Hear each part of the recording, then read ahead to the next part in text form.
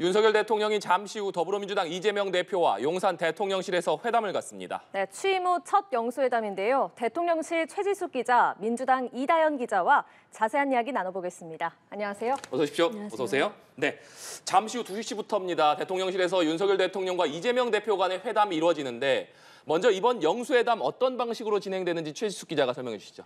네, 이번 회담은 우선 1시간여 동안 차담 형태로 진행이 됩니다. 앞서 대통령실 홍철호 정무수석과 민주당 천준호 당대표 비서실장 간에 세 차례 실무회동이 있었는데요. 오찬보다 차담이 더 자유로운 대화에 유리하다고 판단했다는 설명입니다. 차를 마시면서 열린 의제로 얘기를 나누는 자유회담이라고 보시면 되는데요. 민주당은 당초 의제를 조율해서 어느 정도 답을 만들어 놓고 성과를 도출하자는 입장이었습니다. 네. 하지만 의제 제한 없이 만나자는 대통령실 입장과 이게 상충했던 부분이라서 결과적으로는 회담 일정 조율이 장기화하는 거 아니냐 이런 우려가 나왔지만 이재명 대표가 지난 26일 다 접어두고 일단 만나겠다고 밝히면서 합의에 이르렀습니다. 회담 참석자도 살펴보면요. 양측에서 각 3명이 배석합니다. 대통령실에선 정진석 비서실장과 홍철호 정무수석, 또 이도훈 홍보수석이 들어가고요. 민주당은 진성준 정책위의장과 천준호 비서실장, 그리고 박성준 수석 대변인이 배석합니다. 대화 중에 자연스럽게 윤 대통령과 이 대표 간 독대가 이루어질 수 있다 이런 관측도 나오는데요. 다만 민주당은 공개적으로 총선 민의를 전달하는 게 취지에 맞다는 입장입니다. 네, 이다연 기자, 취임 이후의 첫 번째 회담인데 어떤 계기로 성사된 건지 그동안의 과정부터도 좀 짚어주시죠. 네, 이재명 대표는 윤석열 대통령에게 영수회담을 줄곧 요청해왔습니다. 8차례로 파악되는데요. 요청은 더불어민주당 당대표로 선출된 직후부터 있었습니다. 지난 2022년 8월 당대표 수락연설에서 이 대표는 국민 삶이 전진할 수 있다면 먼저 나서서 정부 여당에 협력하겠다며 영수회담을 요청했고요. 지난해 신년 기자회견에서도 이미 여러 차례 대통령과의 회담을 제안했고 그 제안은 지금도 유효하다고 말하기도 했습니다. 하지만 윤 대통령은 영수회담에 부정적인 입장이었는데요. 영수회담이 과거 권위주의 시절 잔재라는 게 이유였습니다. 또 대통령실 내부에선 대통령이 야당 대표를 만나면 여당 대표를 패싱하는 결과가 된다는 우려도 있었던 걸로 보입니다. 터닝포인트가 된 건 역시 총선이었습니다. 총선 패배를 기점으로 대통령실의 기류가 달라졌죠. 윤석열 대통령 총선 이튿날 총선에 나타난 국민의 뜻을 겸허히 받들겠다, 국정을 쇄신하고 민생 안정에 최선을 다하겠다고 밝혔고요. 지난 19일에는 윤 대통령이 민주당 이재명 대표에게 전화를 걸어서 만남을 제의했는데 관련 발언 먼저 들어보시죠. 대통령은 통화해서 이 대표에게 다음 주에 형편이 된다면 용산에서 만나자고 제안했습니다. 대통령은 일단 만나서 소통을 시작하고 앞으로는 자주 만나 차도 마시고 식사도 하고 또 통화도 하면서 국정을 논의하자고 말했습니다. 이 대표는 많은 국가적 과제와 민생 현장의 어려움이 많다며 가급적 빠른 시일 내에 만나자고 화답했습니다. 더불어민주당은 윤석열 대통령의 제안을 환영합니다.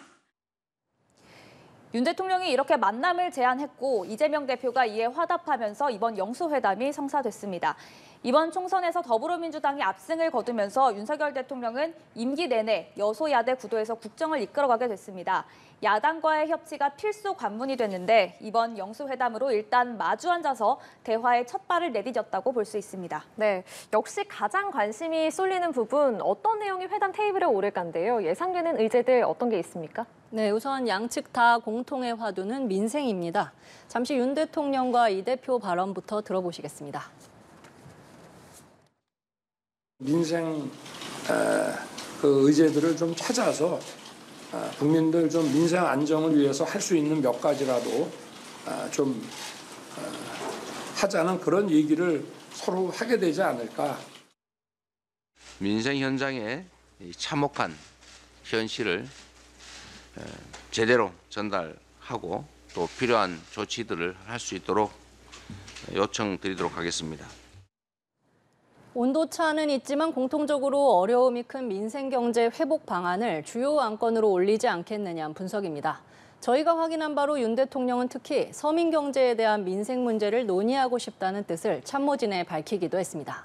사실 여권의 총선 참패 원인이 소통 부재나 공천 문제 등 다양하게 거론은 되지만 민생 경제에 어려움을 꼽는 이들도 있는데요. 이런 분위기가 반영된 거 아닌가 싶습니다. 윤 대통령 입장에선 개혁과제 추진을 위해서도 야당의 협조가 필수적인데요. 현 정부 역정과제인 의료개혁만 놓고 봐도 의료사고 처리 특례법 제정 같은 입법 현안이 뒷받침돼야 합니다. 이에 따라 의료개혁 협조를 비롯한 개혁 입법, 또 민생 입법 얘기가 나올 걸로 보이고요. 다만 윤 대통령은 먼저 말하기보다 이 대표 의견을 주로 듣겠다는 입장입니다. 초청을 받은 민주당은 의제가 보다 선명합니다. 일단 이 대표의 총선 공약인 1인당 25만 원 민생회복 지원금을 전면에 내세울 전망이고요. 이른바 최상병 특검법 수용도 요구한다는 방침입니다.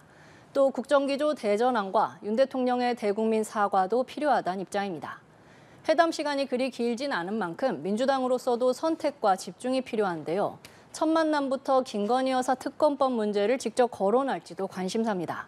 하지만 면전에서 정쟁을 유발하는 걸로 비칠 수 있는 부분이어서 이 대표도 고심해온 대목으로 알려졌습니다. 네, 합의문이 도출이 될지 아니면 입장차만 확인하고 끝낼지 미지수인데요. 그동안 역대 정부의 영수회담의 경우에는 성적표가 어땠습니까? 네, 1965년 이후 현재까지 대부분의 정권에서 영수회담이 진행됐습니다. 유일하게 박근혜 전 대통령 집권 시절에는 영수회담이 이루어지지 않았고요. 역대 영수회담에서 만난 대통령과 야당 대표는 당대의 가장 뜨거운 정치 현안을 논의했습니다. 영수회담이 가장 많이 열린 건 김대중 전 대통령 시절이었습니다. 특히 지난 2000년 의학 분업으로 의료 대란이 심각해진 상황이었는데요. 김 전 대통령은 이회창 당시 한나라당 총재와 만나서 약사법을 국회에서 개정하기로 하는 성과를 냈던 사례가 있습니다. 하지만 이후에는 횟수 면에서나 성과 면에서나 저조한 수준에 머물렀습니다. 2005년 노무현 전 대통령은 박근혜 당시 한나라당 대표에게 대연정을 제안했지만 접점을 찾지 못하면서 성과 없이 막을 내렸고요. 박근혜 전 대통령 시절에는 한 차례도 성사되지 못했습니다. 가장 최근에 이뤄진 영수회담은 지난 2018년 문재인 전 대통령과 홍준표 당시 자유한국당 대표 간 만남이었는데요. 당시 남북 정상회담 의제와 추경, 김기식 금융감독원장 해임 문제 등이 다뤄졌는데 서로의 입장차만 확인한 자리였다라는 평가가 많습니다. 네, 최 기자, 그렇다면 이번 회담을 통해서 양측에서 기대하는 정치적인 성과랄까요? 어떤 것들이 있을까요? 네, 우선 개별 의제 합의도 중요하지만 일단 이번 회담 자체가 갖는 의미가 상당히 크다고 볼 수 있습니다. 그동안 윤 대통령 발언을 보면요. 경제관이나 대북관 같은 가치관이 굉장히 확고하고 또 강경했습니다. 뚝심 있다, 불통이다 평가가 엇갈렸던 대목이죠. 특히 국회와의 관계에서는 당정 갈등의 중심에 서거나 야당과의 대화에 선을 긋는 모습이 부각되기도 했는데요.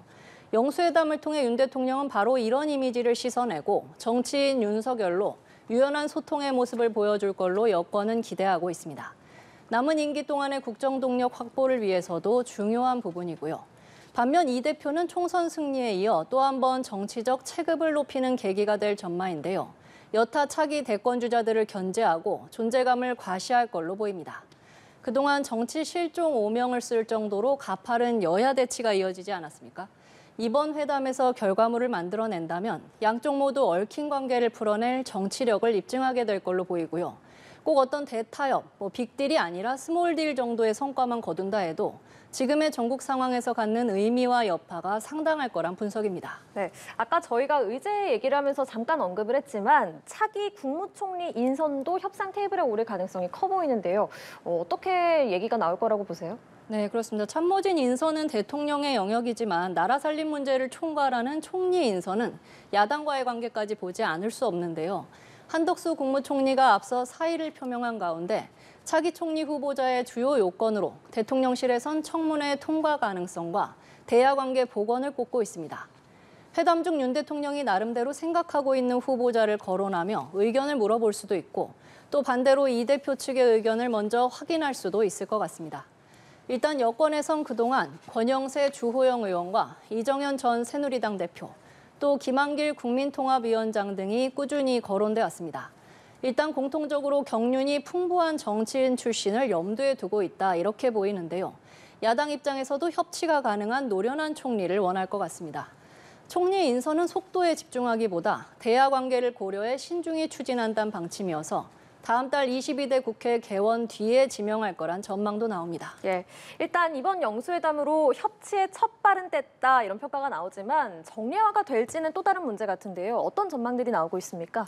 말씀하신 것처럼 정례화로 안착이 될 거냐가 관건 중 하나입니다. 앞서 보여드렸던 것처럼 윤석열 대통령은 이재명 대표에게 자주 만나 차도 마시고 식사도 하자고 이야기했죠. 예. 그런 대화 속에서 오늘 영수회담이 성사가 됐지만 이런 회담이 정례화가 될지는 미지수입니다. 일단 대통령실은 정례화에는 신중 모드입니다. 국회의 한 축이면서 동시에 중요한 협상 주체인 여당이 정작 소외될 수 있는 측면도 고려해야 하기 때문입니다. 민주당 쪽에서는 대통령이 협상의 파트너로 반드시 참여해야 한다는 측면 또는 대통령이 오히려 책임을 회피할 수 있다는 측면 등에서 신중하게 보는 기류가 감지됩니다. 정례화 여부를 합의하는 것도 쉽지만은 않아 보이는데요. 정례화보다는 비정기적으로 수시 소통하는 쪽에 방점이 찍힐 가능성이 더 커 보입니다. 일단 오늘은 첫 만남인 만큼 파격적인 언행보다는 서로에 대한 탐색이 이루어질 것으로 관측됩니다. 네, 최지숙 기자가 앞서서 얘기해 준 것처럼 윤석열 대통령이 총선 이후에 계속해서 소통 강화 행보를 보이고 있는데 이번 영수회담뿐만 아니라 기자회견도 좀 검토하고 있다면서요? 네, 그렇습니다. 다음 달 10일이면 윤 대통령이 취임 2주년을 맞는데요. 저희 취재진이 확인한 바로는 취임 2주년을 전후해 대국민 기자회견 개최가 유력 검토되고 있습니다. 윤 대통령이 상당한 의지를 보이고 있고 이에 따라 내부적으로 일자와 장소 등 세부 검토에 들어간 걸로 알려졌는데요. 참모진 사이에서도 긍정 기류가 큰 상태입니다. 그동안 공식적인 기자회견은 2022년 8월 취임 100일 회견이 유일했습니다. 특정 언론사와의 대담이나 또 대국민 담화 발표가 중간중간 있었지만 일방적 소통이라는 야권의 지적이 있었는데요. 이번에 회견이 열린다면 주제 제한 없이 폭넓은 현안에 대한 질의응답이 이루어질 전망입니다. 윤 대통령도 국민적 관심 사안에 충분히 답하겠다는 입장인 걸로 알려졌습니다. 또 회견 외에도 각종 현장 행보나 언론사 간부와의 간담회도 검토 중인데요. 보폭을 넓혀 다양한 소통 행보를 적극 전개하겠다는 계획입니다. 네. 국회 상황도 좀 짚어보겠습니다. 국회에서는 민주당 21대 국회 마지막 임시회 소집을 앞두고 신경전이 좀 벌어지고 있는데 특히나 민주당에서는 민생 입법, 특검, 청문회 등을 요구하고 있어서 또 앞으로도 좀 논의해야 될 사항이 많은 것 같아요. 네, 영수회담과 별도로 이제 국회에서도 여러 정치 현안을 두고 여야 간 대치가 이어지고 있는데요. 먼저 더불어민주당은 5월 임시국회에서 그동안 마무리하지 못한 민생 법안들을 비롯해 최해병에 대한 특검법과 전세 사기 특별법을 처리하고 윤석열 대통령이 거부권을 행사한 이태원 특별법도 재의결하자는 입장입니다. 특히 최상병 특검법을 추진하라는 게 이번 총선에서 나타난 민심이라는 것이 민주당의 시각인데요. 민주당 이외 다른 야당들도 공감하는 부분입니다. 지난주 민주당은 여당의 반대에도 5월 임시국회 소집 요구서를 단독으로 국회에 제출하면서 국민의힘을 압박하기도 했습니다. 이에 대해 국민의힘은 더불어민주당이 또다시 의회 협치를 파괴하고 의회 독재를 예고했다며 반발했습니다.